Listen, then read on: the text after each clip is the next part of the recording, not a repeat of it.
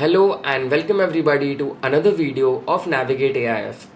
In this video, I will discuss the recent SEBI circular released on 8th October 2024 on the specific due diligence of investors and investments of AIFs.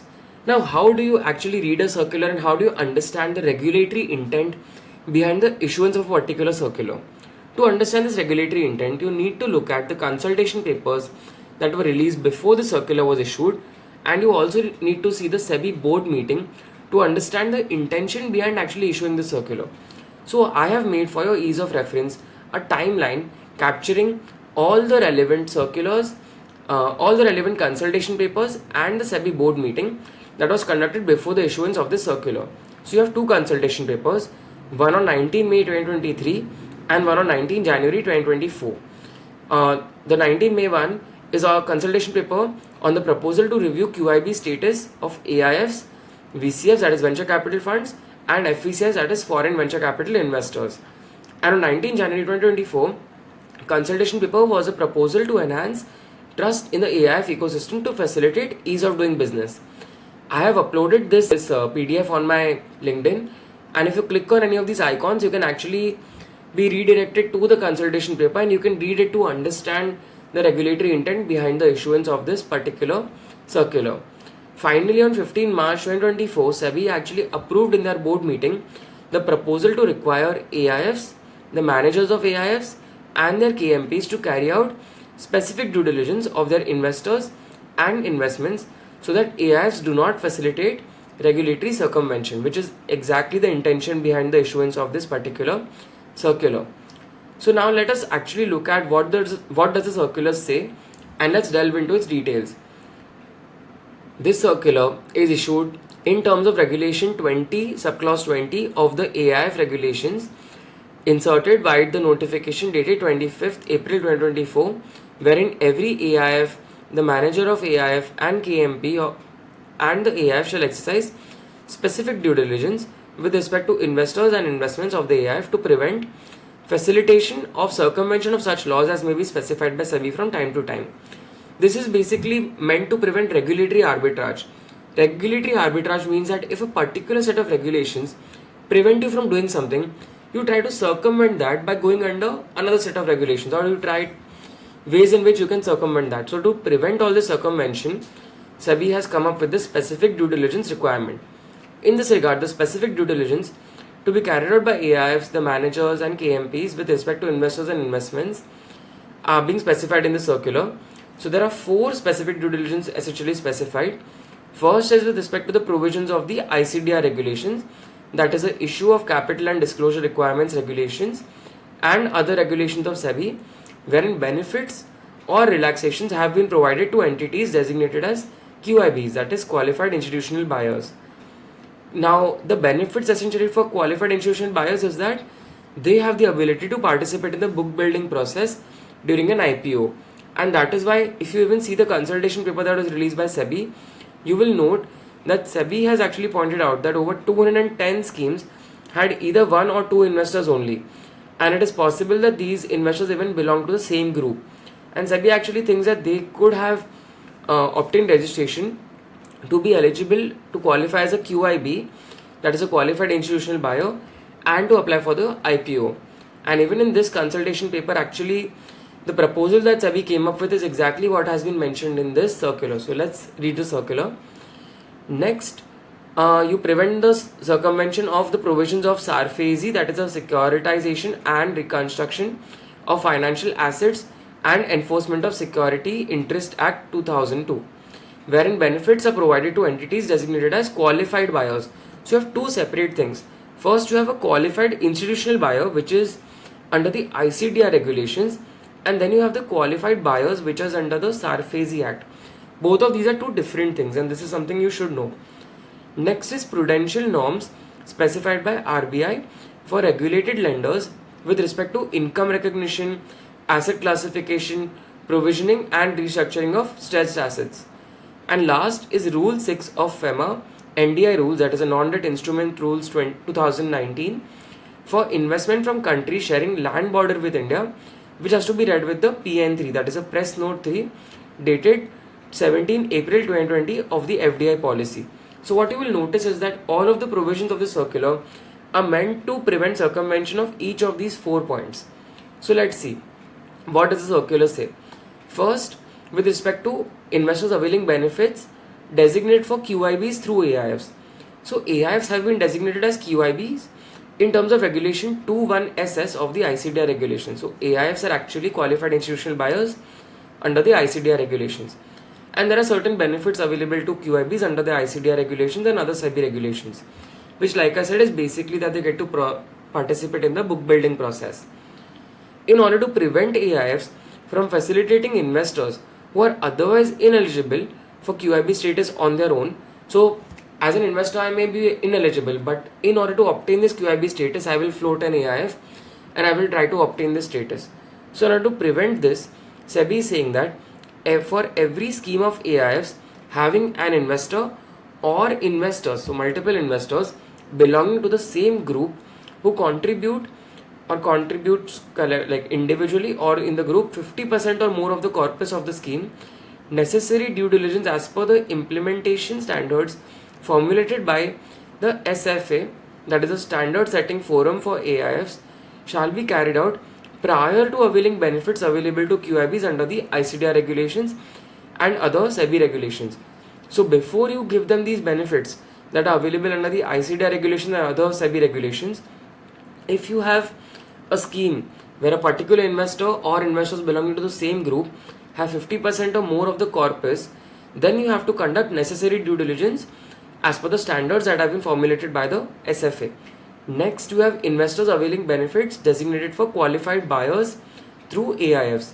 So AIFs have been notified as qualified buyers in terms of clause U of subsection 1 of section 2 of the SARFAESI Act, and therefore eligible to subscribe to security receipts issued by an asset reconstruction company. So only qualified buyers are actually permitted to invest in security receipts issued by asset reconstruction companies, and this is different from qualified institutional buyers, which are basically under the ICDR regulations. Now, in order to prevent AIFs from facilitating investors who again would otherwise be ineligible to be a qualified buyer but are availing these benefits by virtue of investing in an AIF, same to same, just like the above one, it is specified here that for every scheme of the AIF having one investor or investors belonging to the same group who contribute 50% or more of the corpus, necessary due diligence as per the implementation standards formulated by the standards setting forum for AIF shall be carried out prior to making any investment in security receipts issued by ARCs or availing benefits designated for QBs under the SARFAESI Act. So before you give any benefits or you invest in security receipts, you have to conduct the necessary due diligence if you have one investor or a group of investors belonging to the same group who contribute more than 50% of your corpus. Next is the issue of evergreening of loans and stressed assets through AIFs. Now this is an issue that even RBI has repeatedly been trying to address, and RBI in fact on December 19, 2023 released a notification wherein RBI has prohibited regulated entities from making investments in AIFs which have downstream investments either directly or indirectly in a debtor company of the regulated entity. So even RBI has actually put in place these restrictions to prevent evergreening of loans. So let's see what does the circular say. To address this issue of evergreening of stressed loans or assets of RBI regulated entities through AIFs and to prevent circumvention of norms with respect to income recognition, asset classification, provisioning, restructuring of stressed assets or loans specified by RBI for its regulated lenders, the following is specified. So for every scheme of an AIF whose manager or sponsor is a regulated entity or that has investors regulated by RBI who either individually or along with investors of the same group contribute 25% or more of the corpus of the scheme, or is an associate of the manager or sponsor of the AIF by itself or through its representatives or nominees, has majority of veto power in voting over decisions of the investment committee set up by the manager to approve investment decisions of the scheme. So essentially the circular wants to see whether the manager or sponsor are regulated entities or if an investor who is a regulated entity has any decision making power in the AIF. Now this can come either by them having voting power in the investment committee, which is an approving investment committee here. As you can see, it says investment committee to approve investment decisions. So if it has majority in this or veto power in this, then it is essentially involved in taking investment decisions.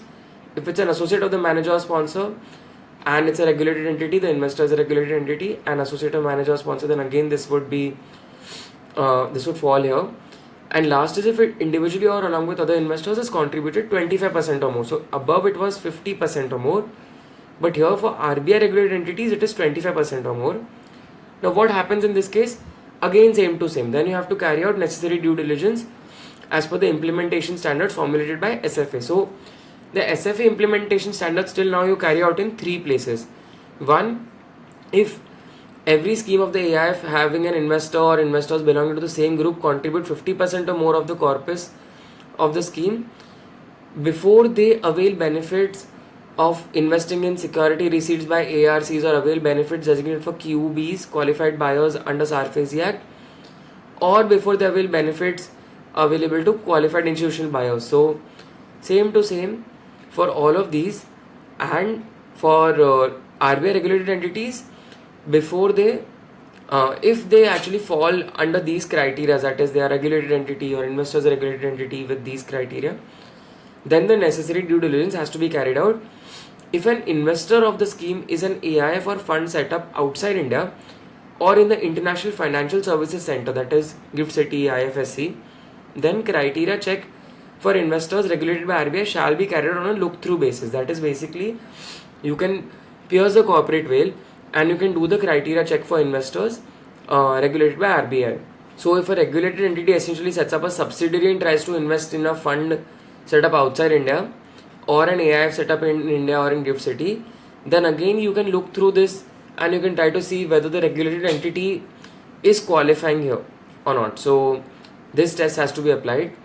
And for schemes falling under the ambit of provision at para 5.1.1 above, that is schemes which are falling into these where manager is a regulated entity or investors is a regulated entity with these criteria, the manager has to ensure that the scheme does not make any investment that would lead to the RBI regulated entity or lender acquiring or holding any interest or exposure in an investee company indirectly, that is through the investment in the scheme of an AIF, that they are not permitted to acquire or hold directly. So now this responsibility has been imputed on the manager, who has to ensure that they are not doing something they would not be permitted to do directly. So this is very important from the manager's standpoint. You have to make sure that you comply with this and you ensure that every investment that they're holding, they could also hold this or acquire it directly. Schemes of AIFs falling under the ambit of provisions at paras 3.2.1, 4.2.1 and 5.1.1, that is basically QIB status, QB status and regulated entities. For those which fall under these provisions, they shall proceed with the proposed investment. So now for future investments, they can proceed with these investments in accordance with the implementation standards formulated by the standard setting forum. If the proposed investment does not satisfy the due diligence checks that have been specified, then either you exclude the investor or investor group from making that investment, or you don't make that investment. So either you exclude them or you don't make that investment. That are your two options. These are your two options. Next, for schemes again which fall under these the ambit of these paragraphs, due diligence checks prescribed as per the implementation standards formulated by the standard setting forum shall also be carried out for existing investments held by the schemes as on date of the circular. So the due diligence check, first you have to do this for all prospective investments, the proposed investments. You have to also carry it out for all your existing investments. Now after you've done this due diligence check, if any of the existing investments do not satisfy the criteria, the due diligence checks for making investment, then you have to give the details of these investments to the custodian on or before 7 April 2025 in the format that has been specified. And if all of these investments satisfy the criteria, then you simply give an undertaking, the manager of the AIF will simply give an undertaking to the custodian on or before 7 April 2025. So now for all AIFs, 7th April 2025 is a long stop deadline to ensure that you check whether the investments that you've already made, or existing investments, if your scheme is actually falling under the ambit of these provisions, you have to check whether the existing investments satisfy the due diligence check or they don't. And based on whether or not they satisfy the due diligence checks, you have to either give a format, or you have to either give a details in this format specified in Annexure 1, or you have to give an undertaking. Last is investments from countries sharing a land border with India through AIFs.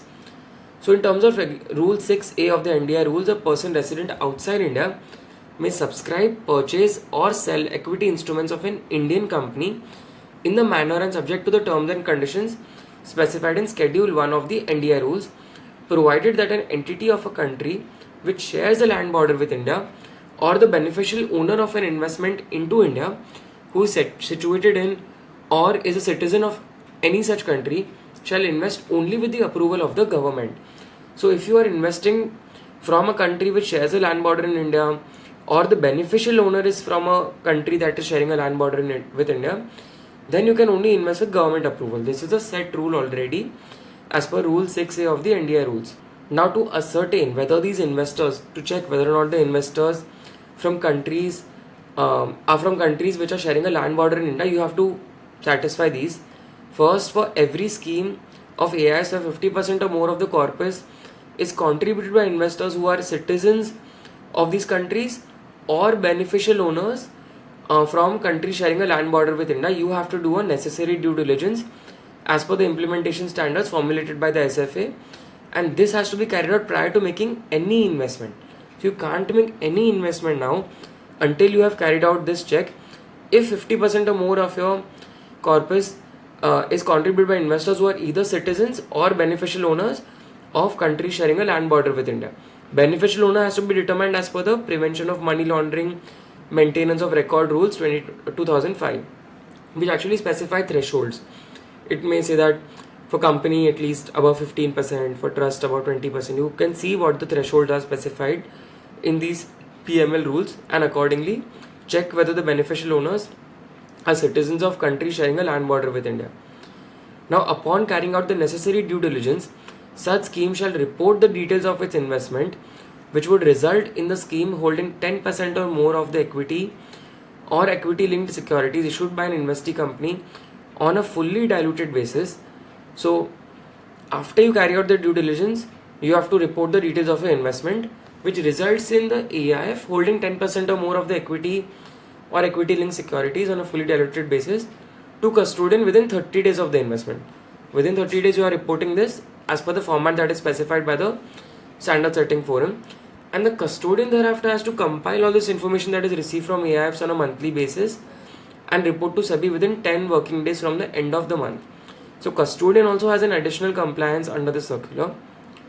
Next, for schemes of AIFs falling under the ambit of provisions at para 8.2.1, that is these AIFs where 50% or more are 50% or more of the corpus is from investors who are citizens or beneficial owners from countries sharing a land border.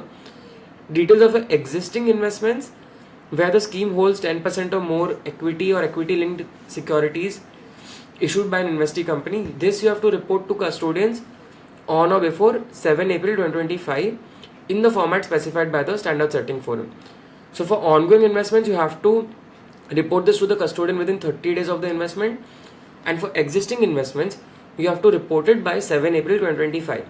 So for all the AIFs who meet any of the criteria that is specified in the circular, either if they have somebody who's a QIB status or QB status, actually who has invested 50% or more of the corpus, and or manager or sponsor are regulated entities, or investor is a regulated entity with meeting these criteria, or investor is a citizen or beneficial owner of country sharing a land body, for all of them, 7 April 2025 is the long stop date to report with respect to your existing investments. That is the takeaway from the circular, which you can take home.